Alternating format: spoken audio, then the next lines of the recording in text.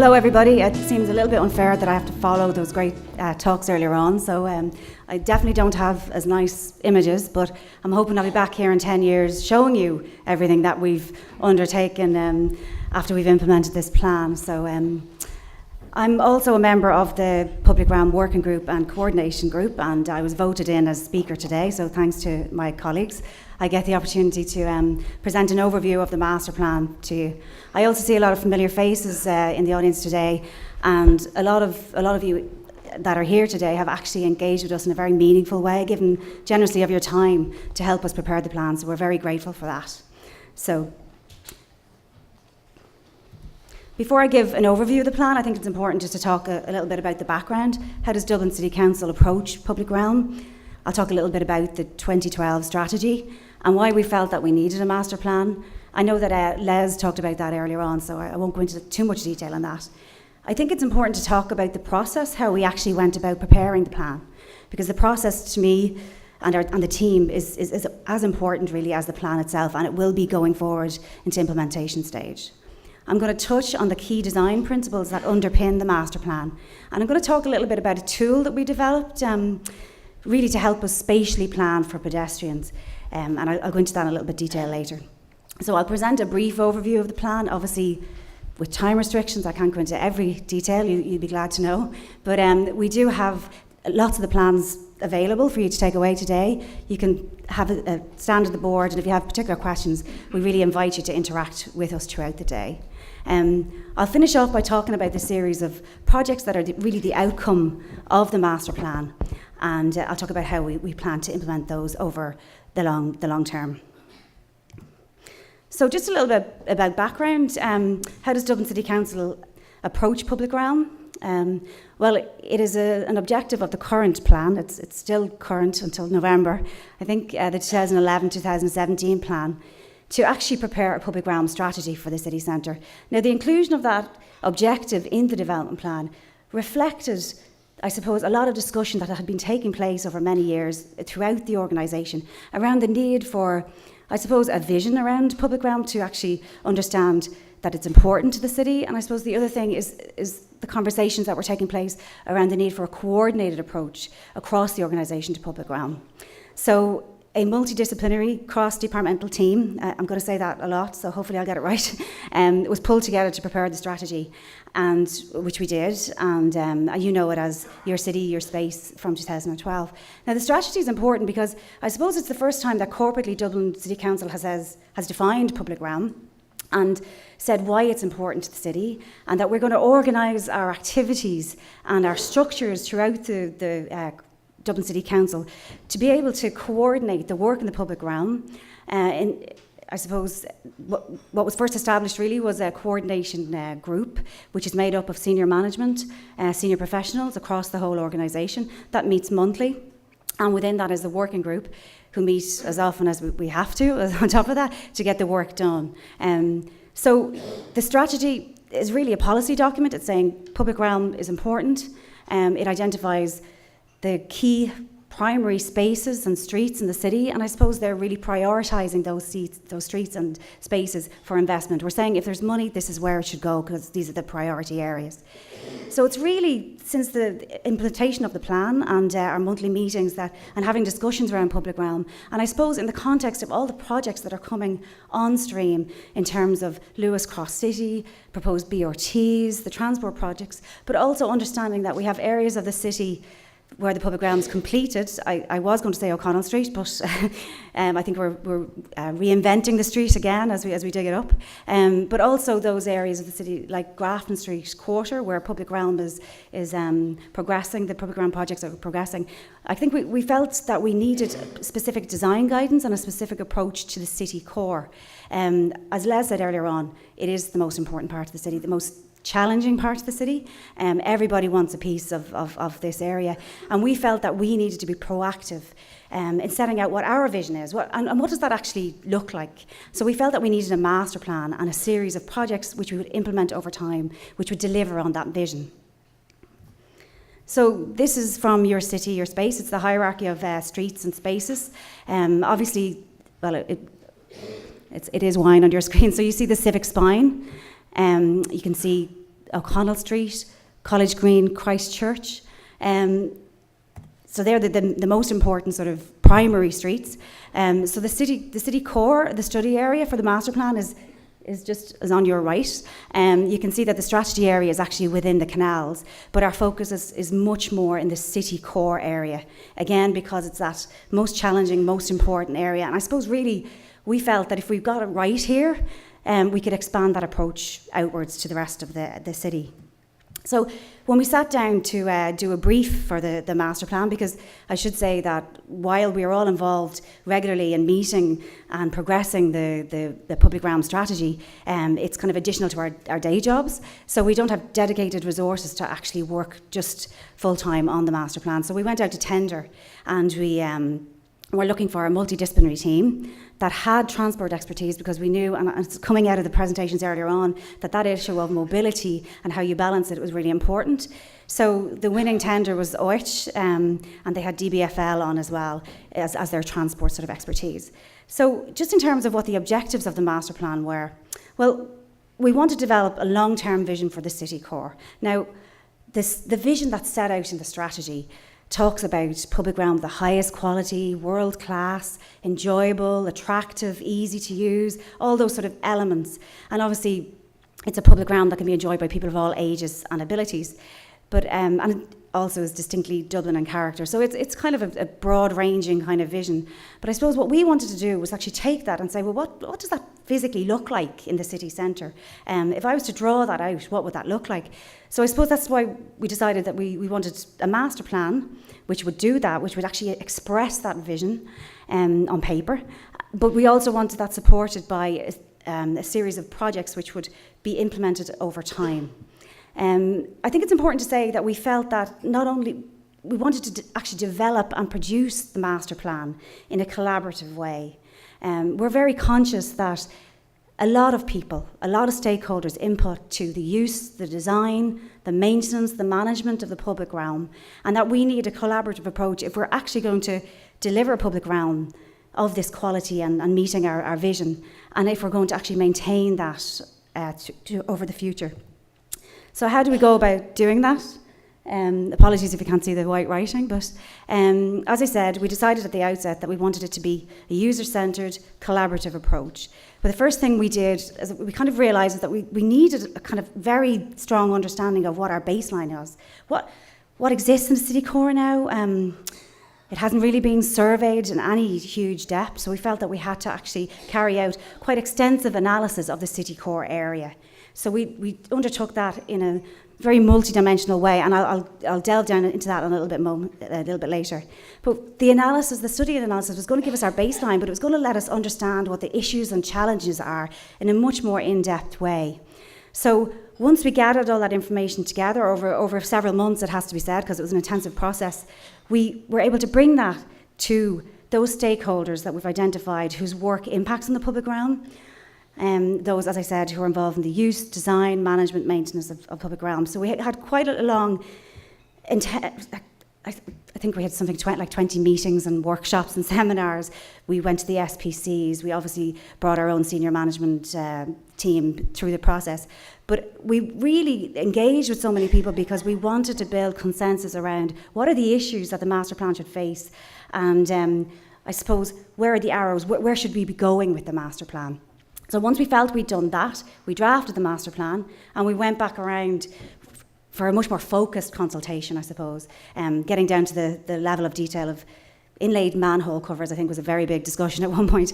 But so once we'd done that and we felt that we could move to the next stage, we finalised the master plan. And today is a really big day for us, I suppose, to get the master plan out there, because it's the culmination of 18 months' work. So we're quite excited about moving on with it. Just to talk about the analysis, because I think it's really important. I've said that it was multidimensional, but it was quantitative and qualitative. We undertook a lot of surveys and we mapped them all, and I'm going to show you some of those maps now. We looked at case studies from other cities, and it's great to see Barcelona and some of the UK examples today all facing the same challenges, and Waterford too. We looked at how other cities addressed their issues and their challenges, and we looked at best practice. We undertook baseline audits of every street in this area. So we mapped out what is the physical environment, what exists, but we also wanted to sort of touch on what is the experience and quality and all those different elements that combine to sort of create a viable and vital city centre, as Cathy would say. So we looked at street activity, what is the changing patterns of street activity during the day and nighttime uses. And again, going back to this issue of mobility, we understand that mobility is really important. Successful mobility is important for a city.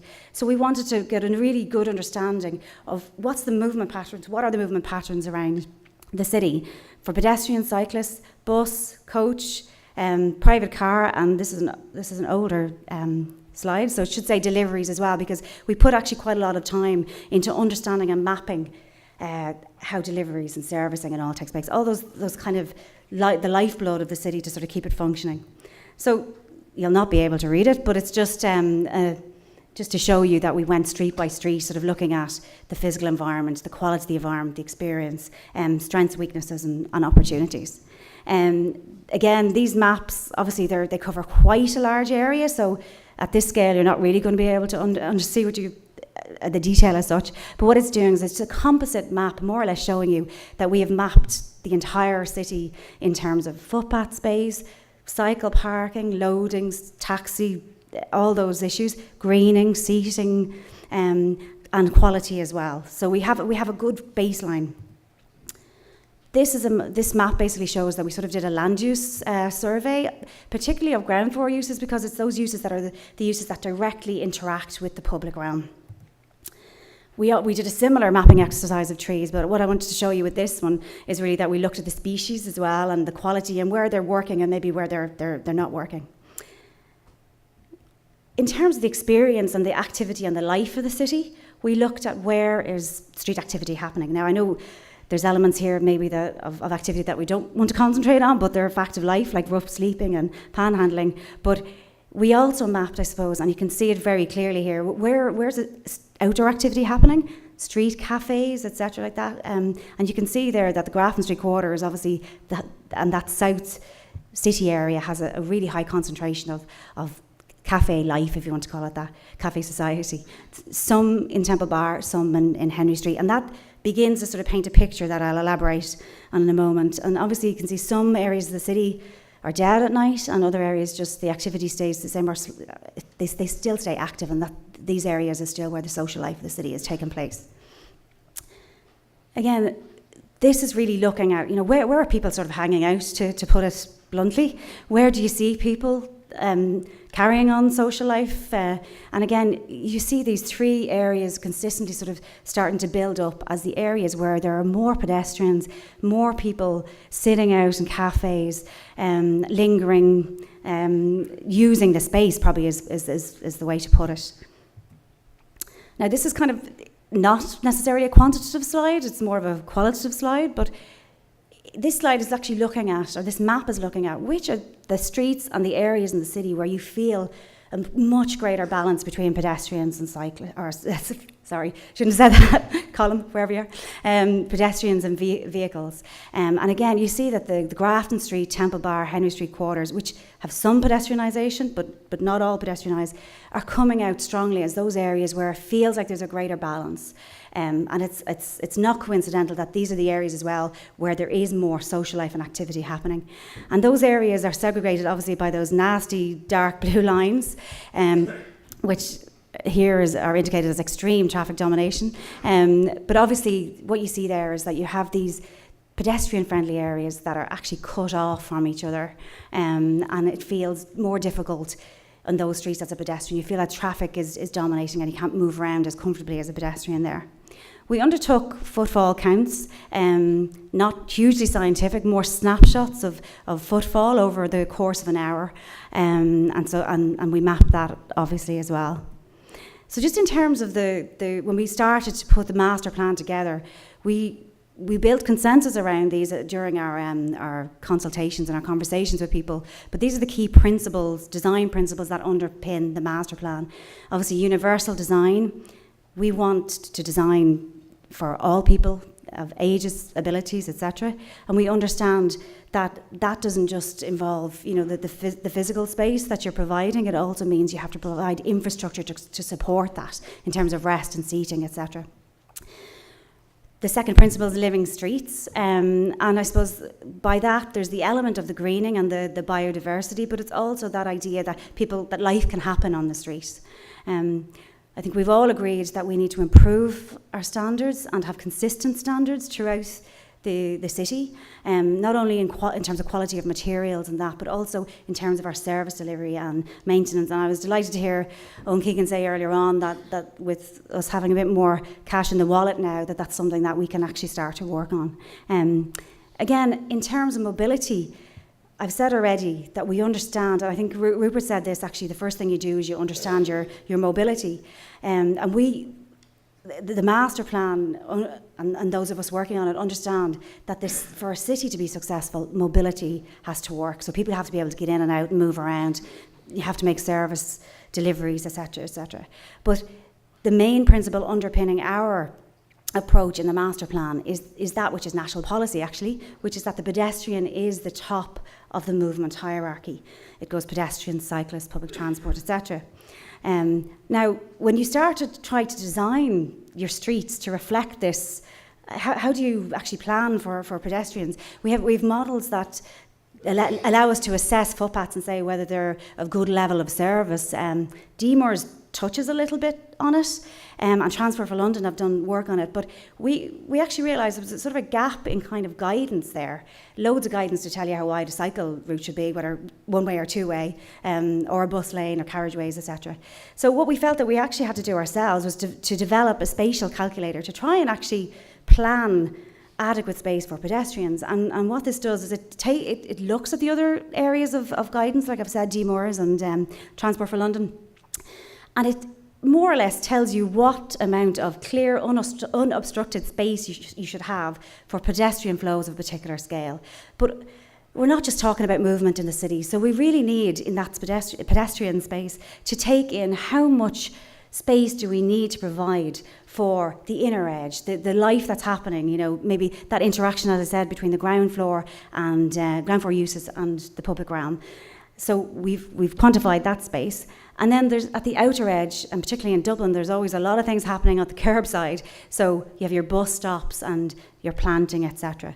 So these were the design principles that were going to help us design the master plan or underpin the master plan, and this was a tool that we developed to actually help us, I suppose, put lines on paper, Just in terms of the applicability of that tool, we looked at Dame Street, and you can see this over here beside me is the junction with Georgia Street, and we applied that spatial calculator just to see where we'd be in terms of the space that we need to accommodate, particularly at the junction of Georgia Street and Dame Street, and everybody knows it's a difficult one as a pedestrian to try and find some space to stand to cross.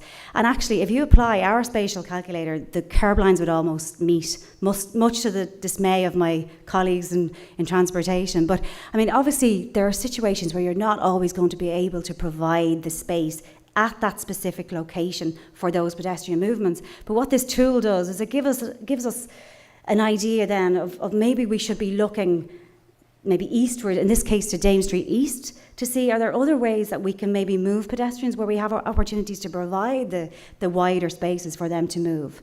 So you start looking at new routes and new opportunities for pedestrians to disperse to the city core area. So in terms of the master plan itself, I've said that there's a kind of strategic vision we have about the public realm in terms of its quality, its distinctive Dublin, I suppose the fact that it's going to be attractive and enjoyable and usable by people of all ages and abilities. But like, what does the master plan really needs to take that and say, well, this is what this looks like on the ground. And I suppose the first thing that we realised, and there was really broad consensus across everybody that we spoke to, I suppose, is that we really need to be providing and developing a pedestrian-friendly city core. Now, what do I mean by that? I mean we need more space for pedestrians. I mean, it sounds like you're stating the obvious, but actually putting the pedestrian first is actually quite a strong policy statement, and developing a master plan that's going to do that is quite a step forward, really, bearing in mind the competition that exists on our streets for movement. So we want a pedestrian-friendly city core. We want more space for pedestrians. We want things in that space that are going to support a pedestrian-friendly city and a livable city, etc. And we want to create better connectivity, permeability, legibility, etc., so we have a unified pedestrian core. So in a sense, the master plan is advocating for the pedestrian. I think Les said earlier on, there are very vocal groups out there for other modes. You really don't hear people shouting for pedestrians. So I suppose the public realm is taking on that mantle to an extent. So why are we prioritising the pedestrian, and why are we advocating for the pedestrian? Well, as you say, the pedestrian space in the city is already under extreme pressure, and it'll get worse. We know that the city centre transport study projects 42,000 additional trips into the city, commuter trips that is, over the next 6 or 7 years. So that doesn't take into consideration additional residents, shoppers, students, tourists. So what we have already is under pressure, and grossly inadequate in particular locations. So we really need to start looking at that. We have to remember that pedestrian space is where the most vulnerable of us are moving and spending time. But it's not just about movement. I think this is obvious in terms of the earlier presentations, particularly Rupert's, that the pedestrian space is where the city's life is actually unfolding. I think in answer to one of the questions, Rupert says, well, you provide the space and then it happens, And so we're really, really conscious that, this is where you experience Dublin, is in the space. So providing that space is as much important for our character as a city as the way we design it. So we want to provide extra space. We want to connect those three areas. We want to deal with those blue lines, essentially, between those pedestrian-friendly areas. We want to create more permeability through what in the master plan I've called super blocks, like Trinity and Dublin Castle. So we're looking really for more opportunities for pedestrians to disperse through nice routes, so they're not concentrated in the same linkages. But within the expanded space, I suppose there are key elements that we feel we need to provide also. We need to provide places for people to rest and just sort of spend time just sort of sitting. This is a controversial issue in Dublin and probably other places, but really this is something that we feel we need to tackle, and we need to provide if we're going to have this pedestrian-friendly, lively city core. And we've identified where those spaces should be.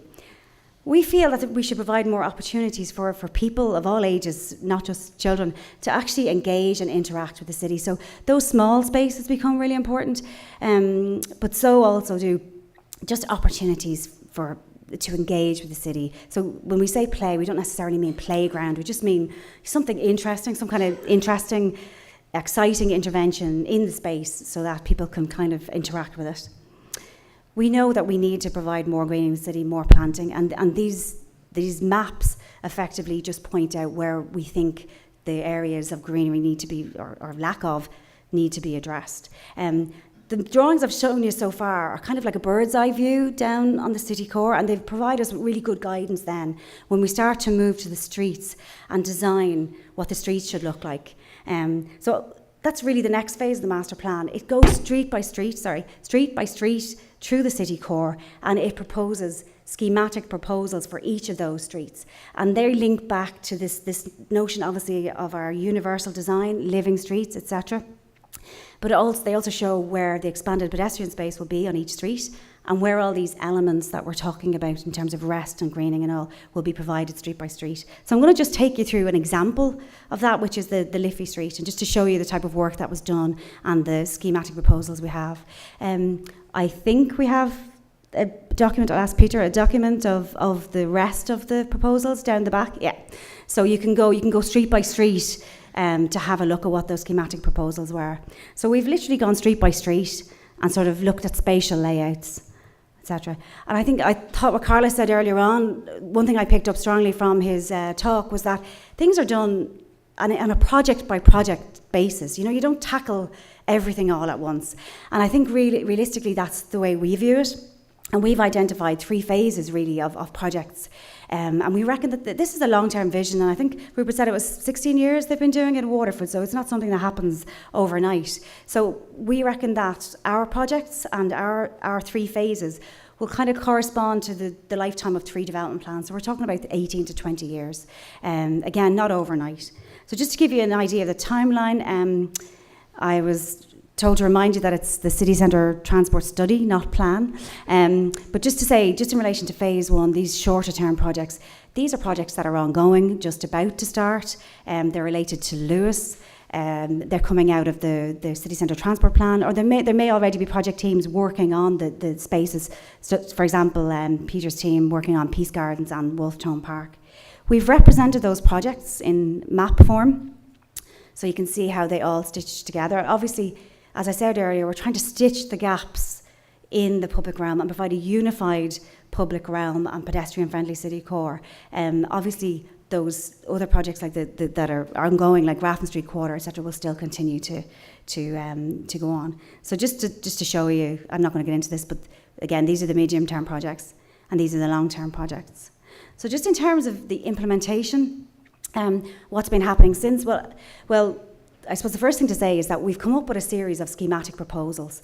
These are the first iteration of that vision, and each of those will have to go to detailed design, and each will go through a process, be it Part 8 or similar, and its own consultation. And when we start to get down to the street level, that's where we at least start with an image of this is our optimum public realm in this area, and then you start talking to businesses and understanding the needs in relation to servicing and all that kind of stuff. So the next phase is really going to detailed design, and then the processes, like the planning process, like they will go to need to be implemented. In terms of the implementation, we've identified the resources that we need in terms of staff and funding. I'm also glad to hear Owen say this morning that the funding is there, because we intend it to be Dublin City Council funding, the development levies funding, that'll be paying for this mostly. In terms of staff resources, we obviously identify that we need dedicated teams that work on this full time, so those teams are actually being pulled together at the moment. So I suppose just to finish, to conclude, to say that this has been an 18-month process. It's been a very collaborative process. We've talked to a lot of people, and we're grateful again for those people giving generously of their time to work with us. But this is only really the beginning of a process, and we feel that the implementation plan and the implementation of these projects is going to have to continue to be a collaborative process. Thank you.